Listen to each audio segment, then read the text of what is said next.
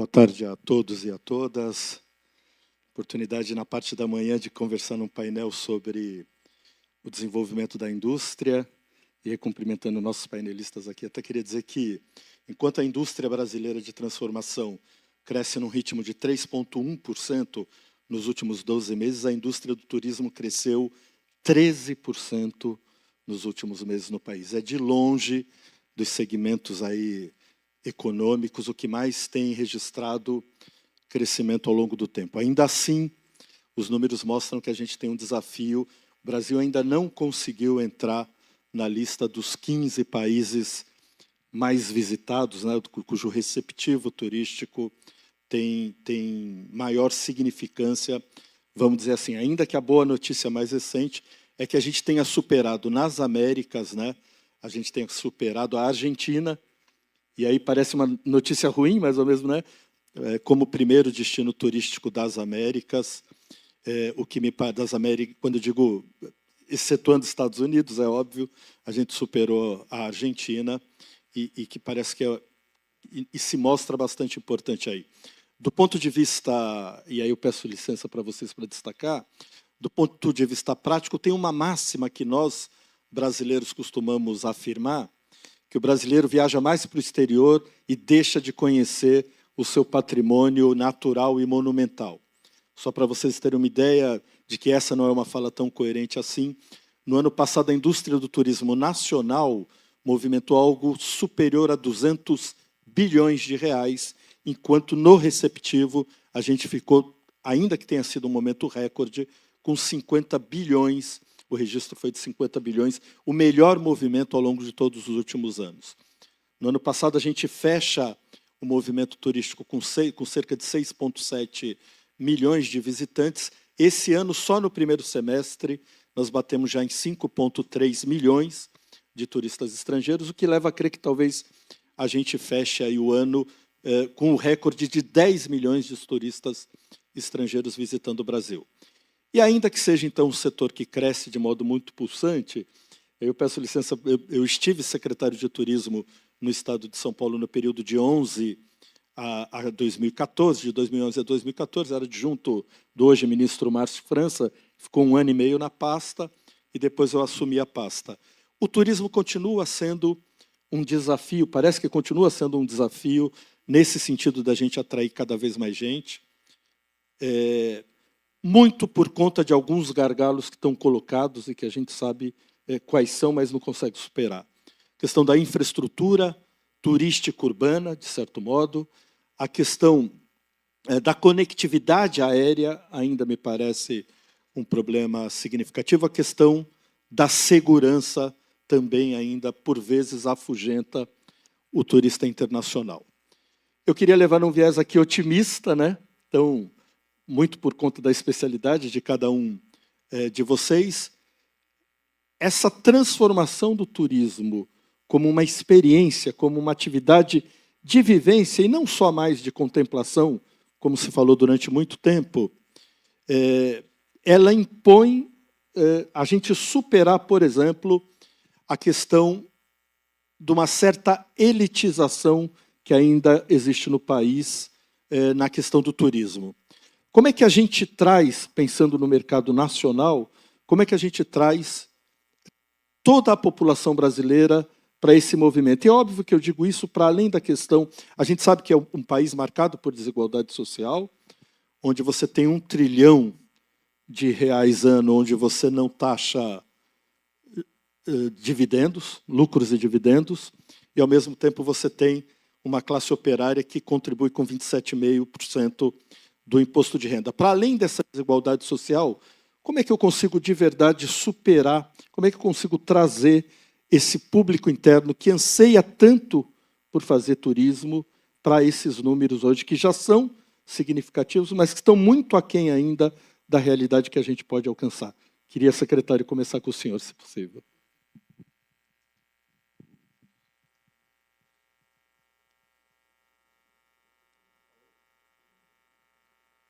Oi, boa tarde. Cumprimentar aqui a todos, começando aqui pelo Adriano Nogueira, presidente do Grupo Otimista, agradecer pelo convite, deputado estadual Guilherme Bismarck, Cumprimentar o Maurício Juvenal, nosso colega painelista, a Ivana Bezerra, também presidente da BH, e o Murilo Pascoal, o senhor do Beach Park, também a Eliane Brasil, do nosso PNB, e a Márcia Pinheiro, presidente da BAV. Todos os internautas estão nos acompanhando. Permita fazer esse cumprimento rápido, se responder a pergunta, todos que estão aqui na plateia também. Dizer que aqui o Ceará, do nosso ponto de vista, nós temos uma diversidade de produtos para poder atender a todos os públicos. E a gente tem investido não só nesse público que acaba trazendo muito mais recursos, que é realmente o público mais elitizado, que normalmente turista internacional, nós temos também olhado para o turista que vem muitas vezes no seu carro ou vem de ônibus, para o Ceará também, aquele que tem suas férias únicas. A gente tem um calendário de eventos em todo o estado do Ceará que atrai turistas de outras regiões, como eu disse, que vem no carro, vem na rodoviária, própria, e que acaba também trazendo recurso e a distribuição disso dentro do estado, através desses eventos que a gente tem. Nós temos um calendário cultural muito forte, acabamos de ter, por exemplo, a festa de Santo Antônio em junho, as festas juninas. A festa de Santo Antônio fica no Cariri, em Barbalha, é muito famosa, atraiu pessoas de vários lugares do Brasil e também de toda a região, que atrai pessoal ali do Pernambuco. Nós temos aí também uma forte presença na Serra da Ibiapaba, onde teve o festival agora também em julho, e dialoga muito com o Piauí ali.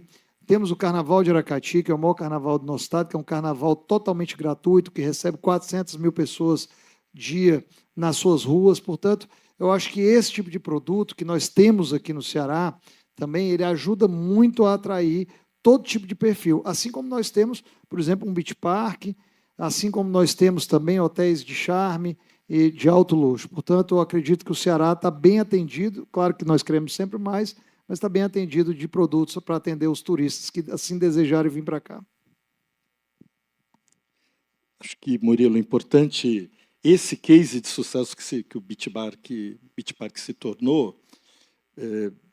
Que legado, né? Que lição ele pode dar ou contribuir para o Nordeste? É óbvio que a gente sempre pensa no Nordeste, quando eu digo a gente, um pouco o conceito do que a gente busca em termos de informação.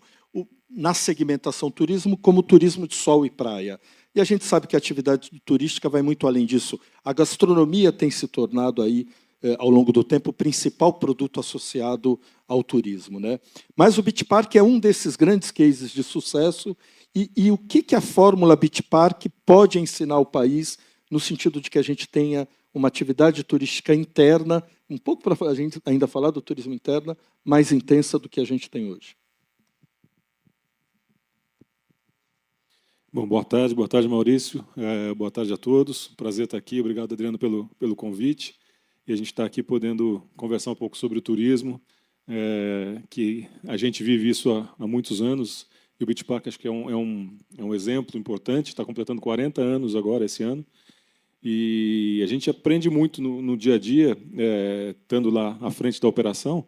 E a gente vê que o Beach Park ele não é, às vezes, pode ser considerado para uma faixa só de público, mas a gente recebe público de todas as faixas econômicas. E eu acho que ele tem uma função de ser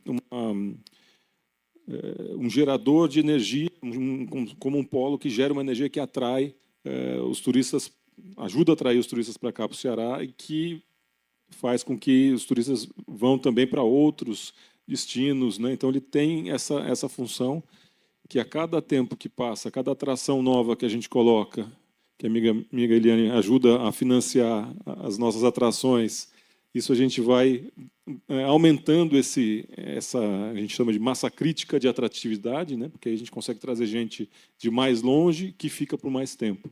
Então, eu acho que o que o Beach Park fez ao longo desses anos foi sempre apostar na qualidade, sempre ficar investindo e reinvestindo em novas atrações, acreditar que podia dar certo. Há 40 anos atrás, quando o Joãozinho e o Arialdo fundaram o Beach Park, o Porto das Dunas era muito distante de Fortaleza, né? Então, o Joãozinho sempre fala para mim, quando eu comecei, todo mundo dizia que eu era maluco, né? E essa persistência, essa continuidade e essa evolução tem se mostrado um sucesso muito grande, né, de você continuar acreditando e investindo na qualidade. Então, a gente investe na qualidade das pessoas, dos funcionários, investe na qualidade da alimentação, das certificações, da comida, das atrações. Estamos investindo agora em um novo hotel. Estava comentando com a Eliane que o Banco do Nordeste está ajudando a gente financiando, também está em obras. Ano que vem a gente deve inaugurar. Então, acho que é relativamente simples, mas é acreditar. Né? É acreditar, reinvestir e fazer o melhor que a gente pode todo dia. Bom, acho que para a Ivana talvez tenha ficado uma pergunta ingrata, Adriano, se você me permite. Acho que todo brasileiro que gosta do turismo tem acompanhado, Ivana, e aí vou fazer um parênteses aqui. A minha época de secretário de Estado em São Paulo era o Bruno Mori que presidia a BIH Nacional, e de lá a gente carrega uma relação há bastante tempo. Mas a gente vê, de certo modo, com algum susto, essa questão que está acontecendo em Belém, né, muito por conta da COP. Eu sei que é uma pergunta ingrata, mas queria saber de você. A indústria hoteleira brasileira está preparada para os grandes eventos internacionais que o Brasil tem condições de atrair nos próximos anos?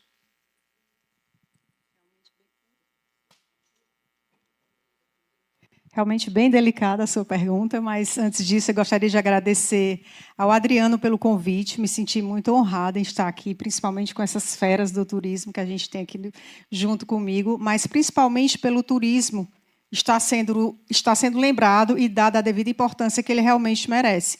Né? É meio assim, chega até a doer na gente quando a gente vê vários seminários e fóruns com todos os segmentos da economia participando e o turismo não sendo tão lembrado e tão valorizado quanto merece. A gente sabe da importância do turismo para todo o Brasil, principalmente nós aqui do Ceará, que somos muito bairristas, então, quando a gente é apaixonado pelo que faz, a gente fica realmente indignado. Então, muito obrigada.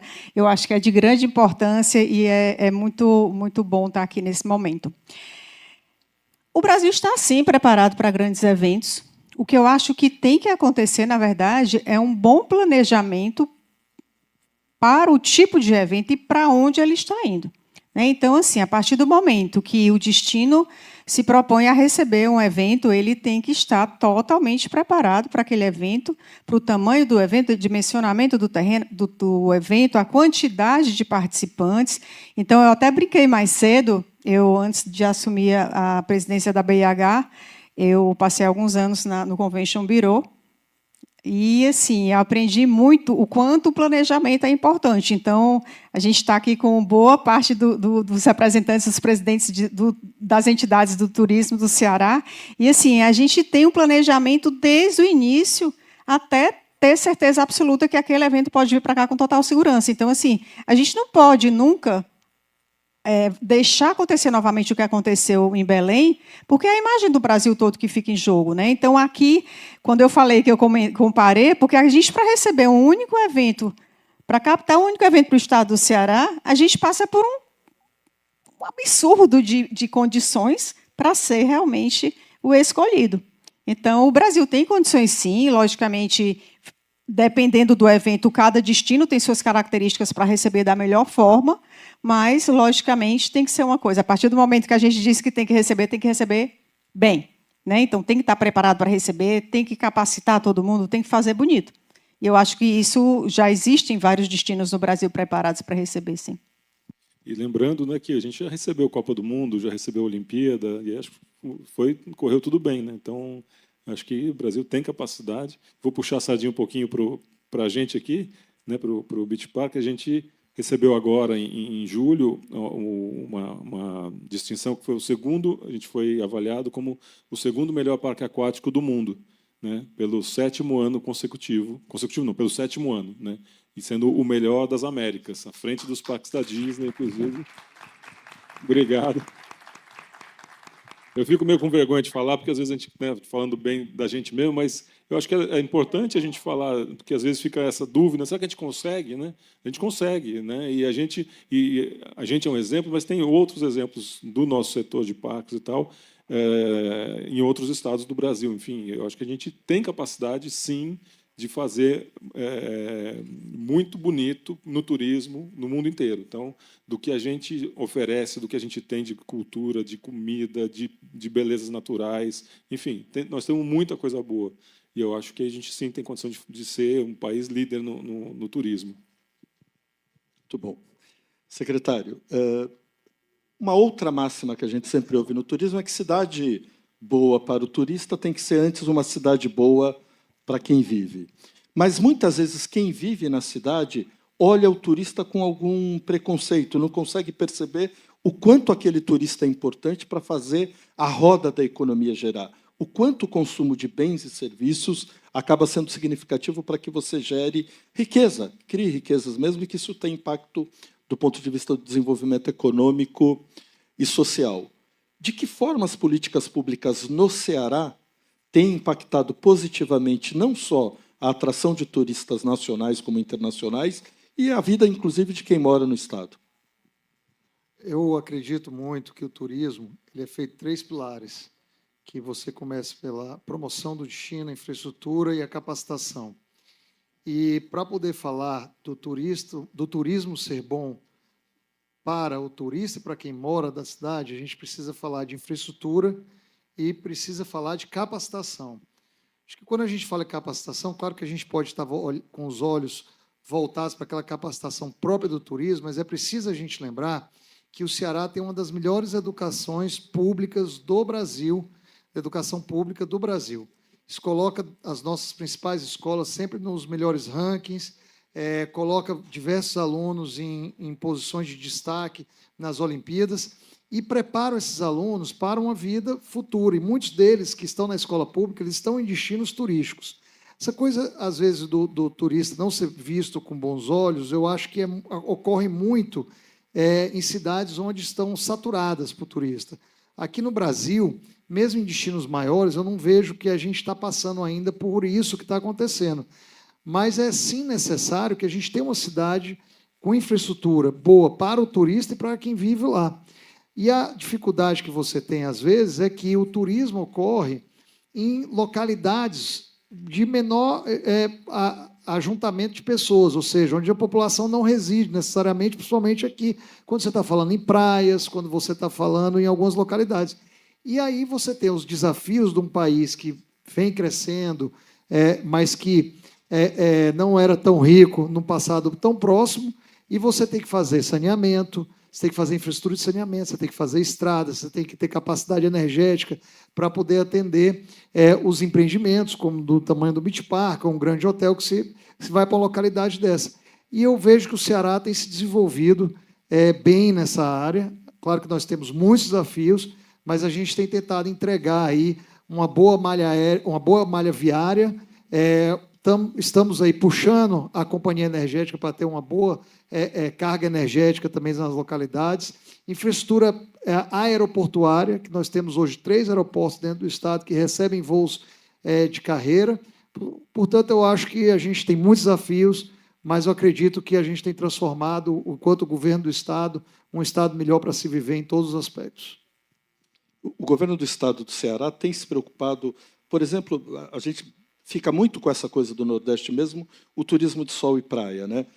E outro debate que sempre estava colocado, secretário, é a questão da sustentabilidade.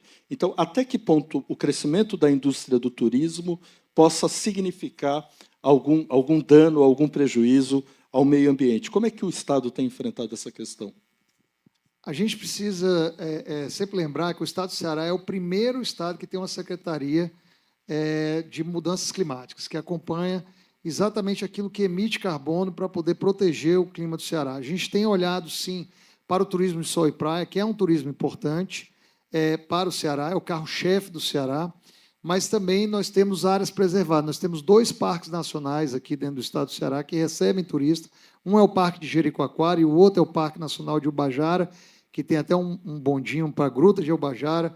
Nós temos aí a Chapada do Araripe, onde nós temos o Soldadinho do Araripe, lá o pássaro, que é único dentro dessa região. Então, essas áreas têm um olhar diferenciado pelo Estado para a gente manter a preservação. Nós temos programas de praias limpas dentro da própria Secretaria do Turismo, e todos os somatórios de esforços a gente tem feito aí para poder mudar também o conceito de preservação do meio ambiente que o próprio país tem, né? Isso é uma mudança que nós estamos ultrapassando agora, que alguns países mais desenvolvidos já passaram. Ivana, queria te perguntar, nesse mesmo viés da sustentabilidade, as políticas públicas do governo federal, do próprio governo estadual, no sentido de que a gente tem equipamentos turísticos, e aí, em termos de equipamento, eu incluo a rede hoteleira, para que a gente tenha empreendimentos turísticos cada vez mais sustentáveis, isso já sensibilizou o empresariado brasileiro desse setor? Eu acredito que sim, na verdade, principalmente por ser uma exigência já muito grande do turista estrangeiro, principalmente, mas é uma coisa que é um caminho sem volta, né? Na verdade, hoje eu até digo que a sustentabilidade não é mais um diferencial, e sim uma obrigação. A gente vê a quantidade de empreendimentos nesse viés da sustentabilidade. Eu cito como um grande exemplo o Beach Park. Eu até brinco com o Murilo que, quando aparece algum selo, aparece alguma certificação em relação a isso, ele já tem. Ele, sem ter o selo, a certificação, ele já é, porque realmente a visão já é totalmente voltada para a sustentabilidade. E isso a gente já vê com muito mais frequência na hotelaria. Eu tenho um olhar muito, digamos, forte nisso. Nosso hotel está recebendo a certificação de um hotel lixo zero nos próximos dias. E eu acho que realmente assim, é um diferencial. Nós não podemos pensar diferente, não é questão de ser bacana fazer, não, é obrigação. Sustentabilidade social e ambiental, eu acho que em qualquer negócio tem que ser visto como de grande importância. E, particularmente no Ceará, a gente já vê com mais frequência, principalmente nos hotéis de praia. Um dos legados que eu gostaria de deixar na BIH Ceará era exatamente para que a hotelaria da cidade de Fortaleza tivesse um olhar mais apurado para a sustentabilidade, como os hotéis de praia têm, que a gente vê com muito mais frequência, talvez por serem hotéis menores. As pessoas já implantam os hotéis, ou mesmo quem já tem hotel há mais tempo já está pensando, já está mais voltado para essa questão da sustentabilidade. Murilo, ainda que seja uma pergunta também um tanto indelicada, mas qual é a carência em termos de políticas públicas? Quais são os gargalos que o setor, o teu setor especificamente, de parques, mais recentemente, a gente ouviu lá em São Paulo o investimento da Cacau Show, num grande parque temático, mais de 2 bilhões de investimento, mas a gente viu o Alê também fazer uma série de críticas à ausência de políticas públicas de apoio à segmentação do turismo especificamente. O Beach Park carece, recente, de alguma política pública mais direta, seja do governo federal, do governo estadual ou do governo local, e que você entende que seria significativo sobremaneira para que a própria sociedade, ao final, fosse beneficiada? Sim. Posso só, antes, dar um pitaco aqui na parte da sustentabilidade, porque a gente estava falando sobre o turismo, sustentabilidade e turismo, né? E eu acho que tem tudo a ver, porque é um dos setores da economia que é mais sustentável. Quando você compara com indústrias, com outros setores, o turismo é um dos mais sustentáveis. E sustentável do ponto de vista ambiental, mas também do ponto de vista de ser economicamente sustentável e de infiltrar em muitas camadas da população. Então, quando você tem um movimento, um investimento no turismo, são mais de 50 setores que são beneficiados. Então, tem a companhia aérea, que é uma empresa grande e tal, tem o hotel, que é uma empresa grande, mas tem também o guia, tem o bugueiro, tem uma série de pessoas que envolvem. Então, ele consegue penetrar de uma forma muito rápida e muito eficiente na população, e isso ajuda muito a economia, principalmente das cidades que são mais simples. E aí, só a Ivana falou, eu queria só lembrar, o Banco do Nordeste, a gente foi o primeiro contrato que o Banco do Nordeste fez, que o Banco do Nordeste tem uma linha que, se você tem um selo de sustentabilidade, você consegue um diferencial no Banco do Nordeste, de taxa e de prazo. E o Beach Park foi o primeiro que conseguiu isso, não no Ceará, no Nordeste todo. Então, agradecer o banco por confiar na gente mais uma vez. Com relação a políticas públicas, Maurício, assim, eu vou falar de aviação, que eu acho que talvez seja um dos pontos mais importantes. Mas, antes de falar disso, eu queria ressaltar o fantástico trabalho que o Eduardo tem feito, Eduardo Bismarck tem feito em pouco tempo como secretário. É um trabalho excelente. Acho que não tivemos tempo de falar isso, mas um trabalho excelente de captação de voos, de ir atrás, vai ter mais coisa ainda para vir, mas queria te agradecer em público pelo trabalho que você tem feito, por todo o setor. Acho que ainda vamos colher mais, mas Por mim, você ficava aí como secretário um bom tempo. Tamo junto.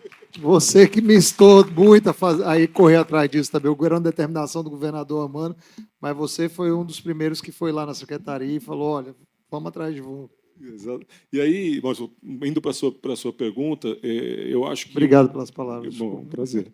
Eu acho que assim, um dos pontos que ajudaria muito o turismo nacional, né, do Ceará também, é você ter uma visão sobre companhia aérea um pouco mais ampla, né?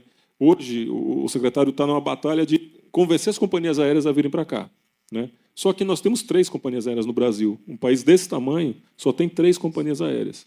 As três passaram por recuperação judicial, né? Sendo que uma acabou de sair, que é a Gol, e agora começou a melhorar e tal. A outra, a Azul, acabou de entrar e está em discussão para fundir com a Gol. Então, se tiver essa fusão, a gente vai ter 2 companhias aéreas para um país desse tamanho. E aí você olha, mas por que é assim? Né? É a incompetência das companhias? Simplesmente são todos incompetentes desses anos todos? Ou é uma condição mais difícil? Né? Então, eu tenho aprendido um pouco disso porque faz muita diferença para a gente. A gente está aqui no Ceará e a parte rodoviária, para a gente, ela é menos eficiente, né? Pela distância dos grandes centros, onde está o grande público. Né? A gente está a 3 mil quilômetros aí de São Paulo, então pouquíssima gente vem de carro. Né? Tem o Nordeste, mas o rodoviário não é o principal meio para o nosso cliente vir, é o aéreo. E aí, eu acho que de política pública assim, nacional, eu acredito que se tivesse um olhar para as companhias aéreas, para esse setor aéreo, um olhar mais estruturante, porque você tem... É um negócio muito difícil. Por exemplo, de todos os processos de consumidores contra companhias aéreas no mundo, 90% acontecem no Brasil. Então, isso gera um custo para as companhias aéreas muito grande, que é refletido no preço e que é refletido na dificuldade delas se desenvolverem.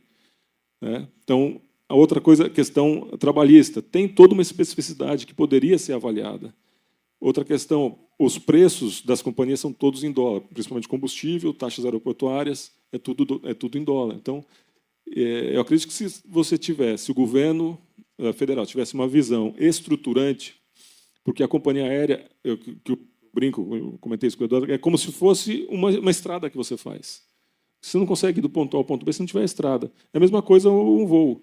Então, você ter conexões, ter muita conectividade é fundamental para a gente que vive do turismo. Né? Então, se você tem um ambiente de negócios que estimula a ter mais companhias, eu acho que seria fundamental. Acho que essa seria, para mim, uma das políticas importantes para se pensar.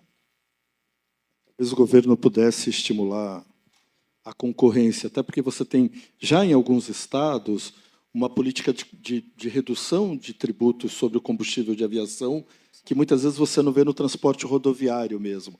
E aí a gente sempre fazendo um pouco o que é mais importante, né? Eu subsidiar transporte coletivo ou eu reduzir preço, reduzir impostos no combustível de aviação. Talvez o estímulo a uma concorrência maior a gente pudesse alcançar resultados melhores. Mas, Ivana, há todo um ecossistema que envolve esses milhões e milhares de empreendedores que a gente tem no Brasil. Se a gente parar para pensar, nós estamos falando em 23 milhões de CNPJs ativos, dos quais 95% correspondem a pequenos negócios, micronegócios, ou os microempreendedores individuais, mas que respondem só por 35% do PIB brasileiro. Os outros 65% do PIB estão concentrados nas mãos desses outros 5% de CNPJs. Como é que o turismo ou a própria indústria hoteleira tem se relacionado com esse ecossistema que empreende no Brasil? Eu quis aproveitar um pouco a fala do Murilo. O Banco do Nordeste é hoje, sem dúvida nenhuma, o que trabalha com a melhor política de microcrédito no país, de longe, com números bastante significativos e com uma taxa de inadimplência, inclusive, pequena. Como é que a indústria hoteleira se relaciona com esse ecossistema de empreendedores, de pequenos empreendedores, mas que movimentam de modo muito significativo a economia? Mais uma vez, falando um pouquinho mais do nosso Estado, né? Como bem foi dito já aqui, o turismo, impacta praticamente 52, 54 segmentos da nossa economia. Então, eu brinco sempre que do hoteleiro ao pipoqueiro, todo mundo ganha quando chega um turista na nossa cidade. Então, assim, a hotelaria, ela envolve muitos outros segmentos, digamos assim, da economia para poder acontecer, para poder realmente ter um bom resultado. E, especificamente, em relação aos pequenos, como você bem falou, a gente vê muito isso nas praias, nos hotéis, digamos assim, em municípios menores, onde se procura trabalhar muito com a economia local, com prestadores de serviço, com fornecedores locais. Isso faz com que a coisa gire bem melhor.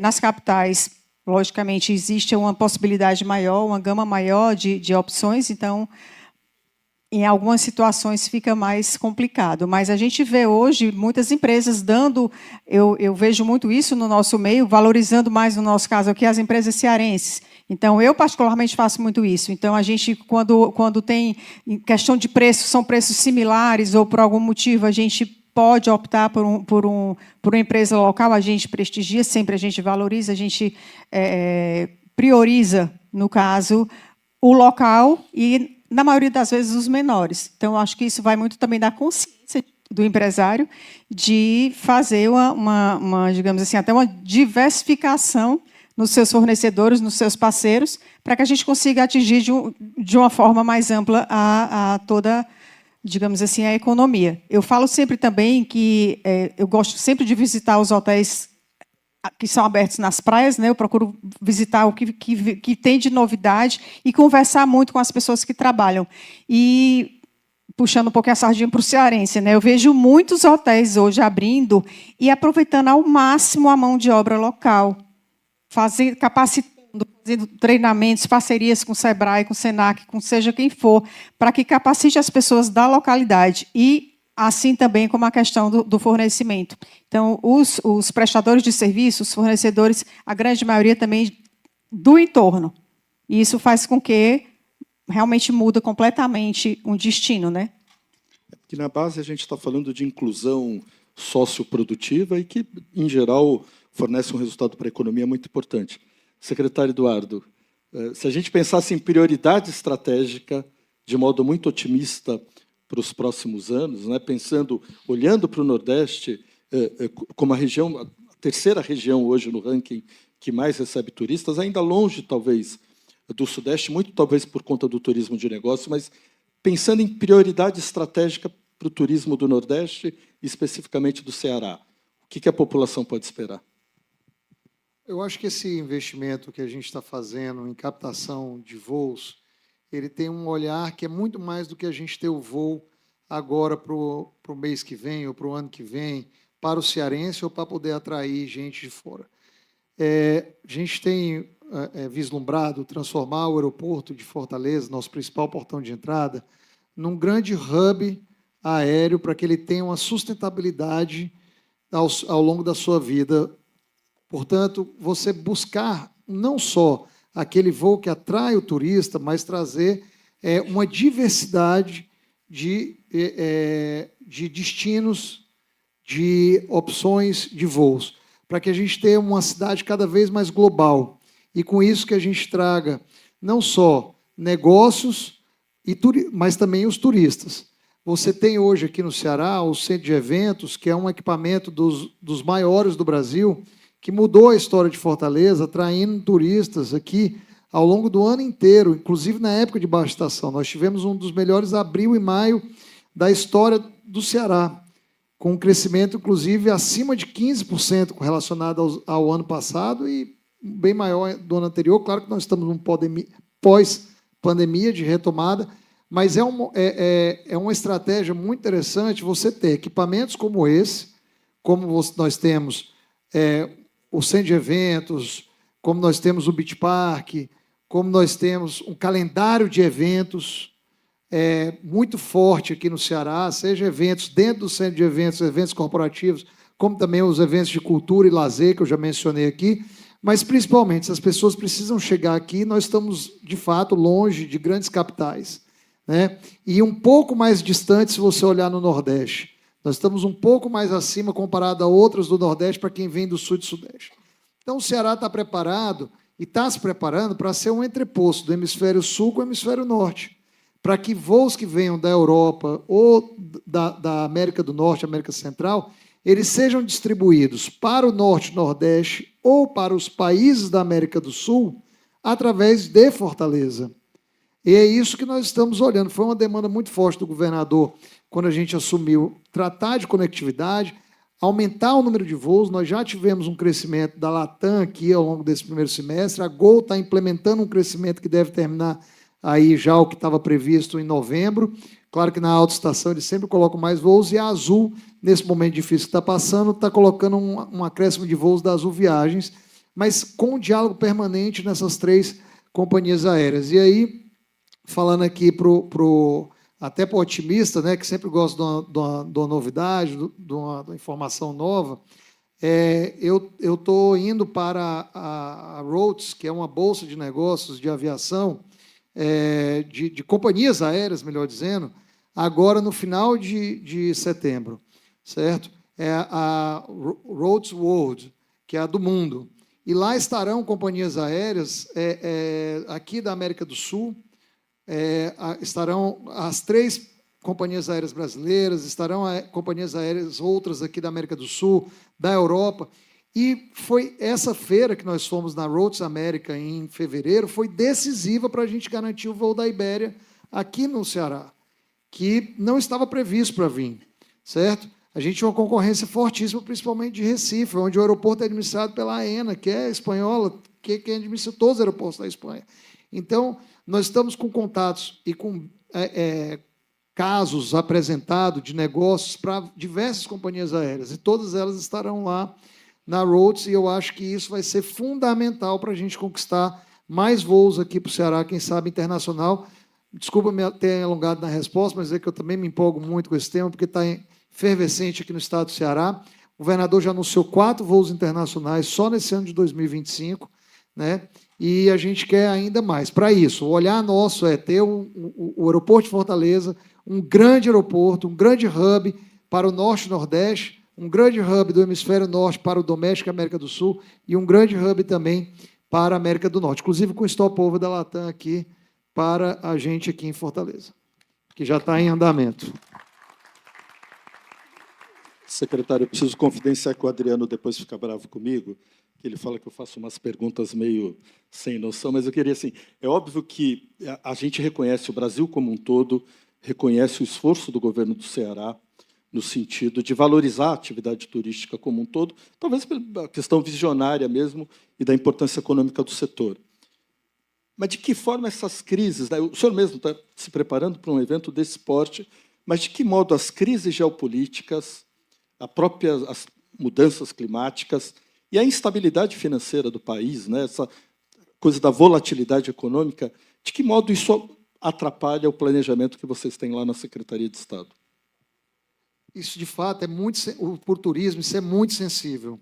Qualquer pequena mudança na economia, na geopolítica, interfere muito no dia a dia daqui. Se o dólar tiver uma posição diferente da que ela tem hoje, a programação da pessoa muda bastante.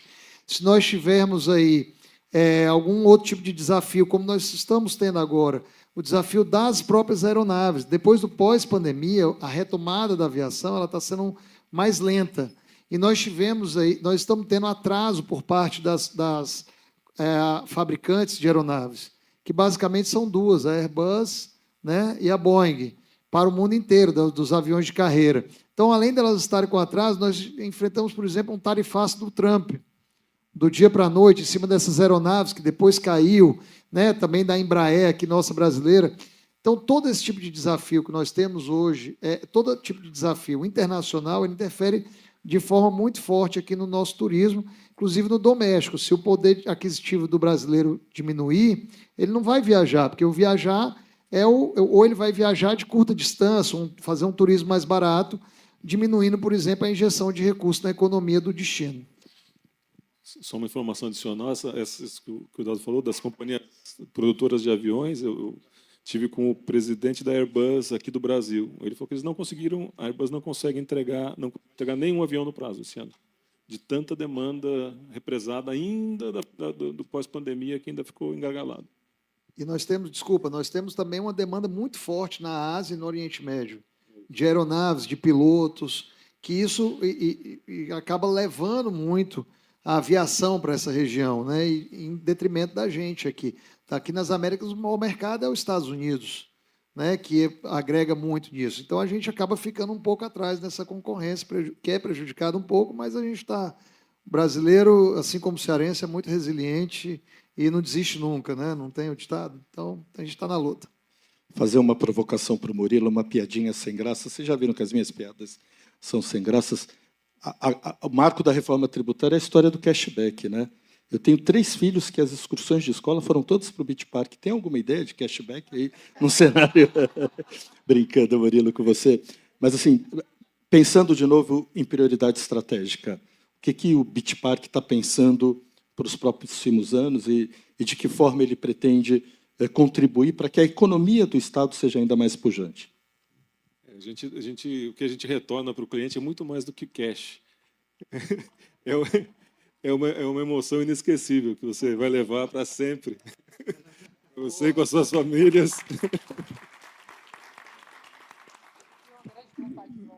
E a vontade de voltar. Você até esquece do dinheiro.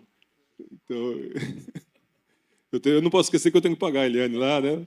Pagar o doutor Paulo aqui, presidente, tenho que pagar os financiamentos.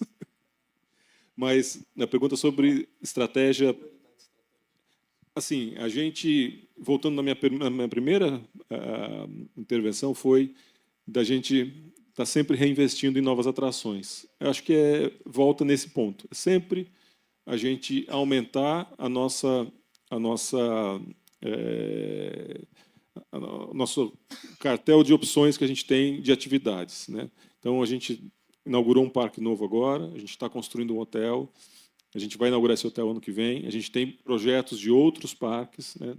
Então, com isso, a gente vai aumentando a massa crítica de atividades que uma pessoa pode fazer aqui, ou que uma família pode fazer aqui, de forma que essa pessoa, essa família, venha mais vezes e fique por mais tempo.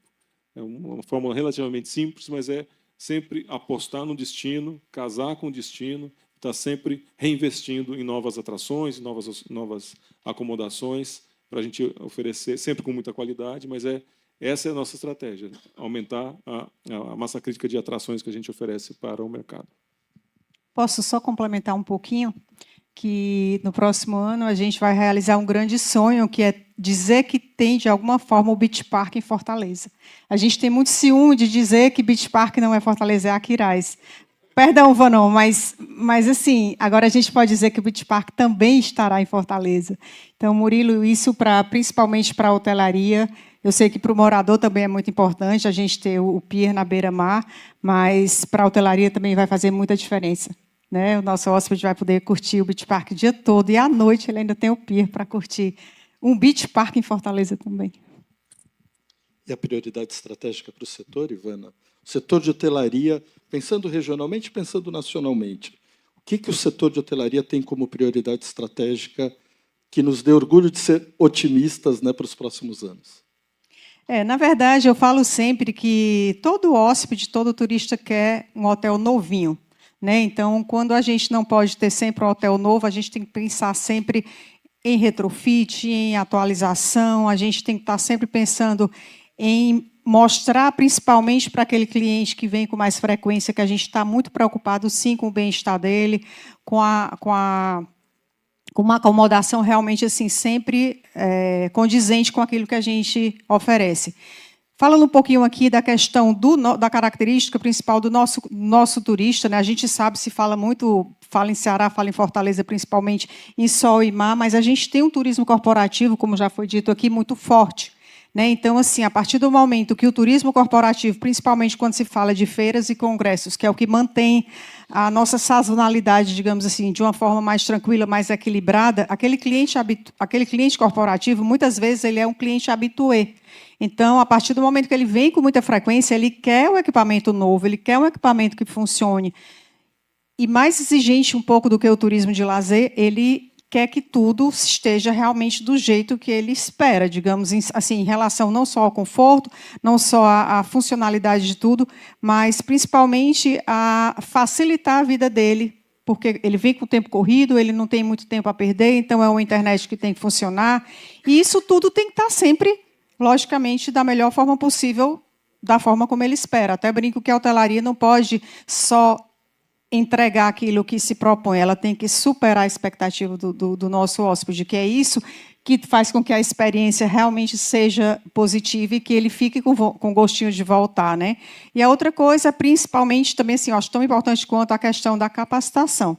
Às vezes você vai para um equipamento que não é o top, não é o melhor de todos, mas ele tem um serviço tão bom, você é tão bem tratado, você é tão digamos, sei lá, paparicado, como a gente diz aqui, que compensa, às vezes, até um grande problema. Acontece um problema, acontece algum imprevisto com um cliente, com o nosso hóspede, mas a forma como tudo é contornado é tão bacana que isso faz com que a situação seja realmente contornada da melhor forma possível. Então, a capacitação é muito importante. E a questão também da manutenção dos equipamentos não é em bom estado, é em ótimo estado. A gente está sempre mostrando a preocupação de estar mantendo tudo da melhor forma possível para que fique realmente aquele gostinho de voltar.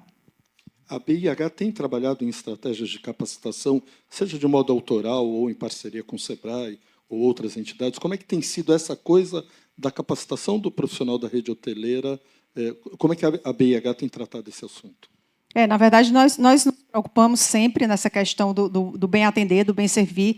Eu brinco até que não tem capacitação que cubra o jeitinho cearense de receber, né? A gente tem realmente uma coisa bem superior, perdão quem não é daqui, mas assim, há outros destinos, que essa forma realmente é um dom que a gente nasce com ele, de saber receber de uma forma um pouco diferente, mas a questão da capacitação, logicamente, faz toda a diferença, né? Então, a gente tem sempre procurado parcerias, a gente faz alguns treinamentos a nível, digamos, geral, mas alguns hotéis especificamente pedem que a gente consiga alguma coisa mais diferenciada, e a gente está sempre do lado do nosso associado, para que isso seja realmente um diferencial para a nossa associação, de modo geral, para o nosso destino. Acho que, para encerrar, queria te fazer uma pergunta também. Pode parecer incômoda, mas não é não, né? Essa minha experiência de 1 ano e meio lá no Ministério do Empreendedorismo, numa secretaria nacional que cuida especificamente do pequeno negócio, do micro e pequeno negócio, tem mostrado claramente que a mulher tem uma sensibilidade muito maior para o empreendedorismo. É óbvio que o país, quando a gente pensa em empreendedorismo de base, a escassez que aguça a criatividade, o desejo de empreender e de construir um momento seguinte melhor. Como é que está na presidência da BIH aqui e como é que você vê o papel empresarial, o papel da mulher cada vez mais presente nos espaços de comando no Brasil? Eu me orgulho de falar que eu sou a primeira mulher na presidência da BIH Ceará, que hoje tem 45 anos. E, realmente, assim, em alguns momentos não é fácil, mas eu acho que tudo vai da postura da mulher. Eu não vejo nenhum motivo para que a gente seja tratada ou que seja vista de uma forma diferente. Muitas vezes o preconceito ou mesmo a forma de pensar está dentro de algumas mulheres. Então, a gente tem, no estado do Ceará, uma quantidade assim, muito grande de mulheres no poder, digamos assim. Aqui mesmo, a gente tem a Eliane Brasil, a gente tem a Márcia, que é presidente da ABAV Ceará, a Suemi, que é presidente executiva do Convention Bureau, a Ania Ribeiro estava mais cedo aqui, presidente da CETE, desculpa se tem mais alguma outra que eu não estou vendo, mas, principalmente no trade turístico, a gente tem muitas mulheres que estão nas presidências. Uma coisa também que eu esqueci de falar mais cedo, mas que é um grande diferencial para o estado do Ceará, principalmente aqui em Fortaleza, é a união das entidades do turismo. Nós somos muito unidos mesmo. Então, são 6, 7 entidades que, a grande maioria é mulher, que não faz nada sozinha, né? A gente tem a Anide Câmara, que é a presidente da ABO Nacional, que é cearense, que é uma grande parceira nossa, não é, Eliane? E, assim, eu acho que a cada dia a gente tem a Patriciana aqui também nos ouvindo, que é uma mulher fantástica, né, uma líder. Então, assim, a mulher já tomou o seu lugar, que deveria ter há bastante tempo, né? A gente não pode aceitar menos do que a gente merece muito. Então, não vejo realmente, para mim, até é um assunto que não deveria mais nem a gente está batalhando por ele, porque é uma coisa que já meio que tornou realidade, né? E nós já mostramos que somos capazes, né? Tem muita mulher que realmente está fazendo a diferença por onde passa, e é isso, os homens que se cuidem. Eu confesso para você, Ivana, que tem feito diferença sim. E lá em casa, quem decide se eu quero viajar é a minha mulher. Eu ia falar que, inclusive, o meu marido está aqui me ouvindo, tá, gente?